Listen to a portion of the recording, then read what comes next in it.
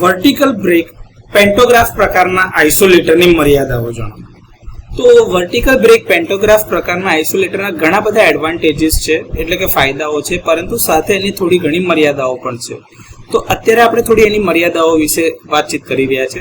એમાં છે કે પેન્ટોગ્રાફ મિકેનિઝમ યાંત્રિક રીતે એટલે કે મિકેનિકલી ખૂબ જ જટિલ એટલે કોમ્પ્લેક્સ રચના છે, જેના કારણે પ્રારંભિક ખર્ચ એટલે કે ઇનિશિયલ કોસ્ટ અને મેન્ટેનન્સની જરૂરિયાતો વધારે હોય છે.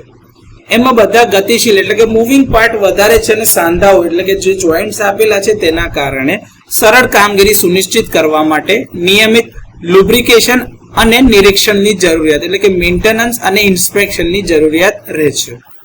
તેને સંચાલન કરતી વખતે એટલે કે તેને ઓપરેટ કરતી વખતે ખૂબ જ વધારે ઉપરની એટલે કે વર્ટિકલ ડિસ્ટન્સની જરૂરિયાત રહે છે, એટલે કે ઊભી જગ્યાની જરૂર પડે છે, જે તેને ઇન્ડોર ઇન્સ્ટોલેશન અથવા તો ઊંચાઈ પ્રતિબંધ ધરાવતા હોય તેવા વિસ્તારોમાં અવરોધ થઈ શકે છે, જેમ કે એરપોર્ટની નજીકમાં હોય એવી જગ્યાઓ કે જ્યાં આગળ તમારું હાઇટ રિસ્ટ્રિક્ટેડ હોય, તો ત્યાં આગળ તમે આ પ્રકારના આઇસોલેટર વાપરી શકો નહીં.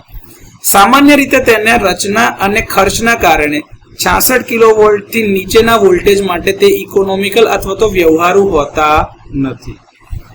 બહુવિધ સાંધા એટલે કે એક કરતા વધારે જગ્યાઓ ઉપર એના જોઈન્ટ્સ આપેલા છે તથા લિંક મિકેનિઝમ આપેલા છે, જે સમય જતા ખોટી ગોઠવણી અથવા તો ઘસારાના લીધે નબળા બની શકે છે, જેના લીધે એની કામગીરી પર અસર થાય છે. આઇસોલેટરનું સ્ટ્રક્ચર સામાન્ય રીતે ખૂબ જ ભારે હોય છે, જેને મજબૂત પાયો અથવા તો સપોર્ટ સ્ટ્રક્ચરની જરૂરિયાત રહે છે. ખાસ કરીને જ્યારે મોટરાઇઝ્ડ ઓપરેશન હોય ત્યારે હોરિઝોન્ટલ બ્રેક અથવા તો સિંગલ બ્રેક આઇસોલેટર કરતા ખૂબ જ ખર્ચાળ હોય છે.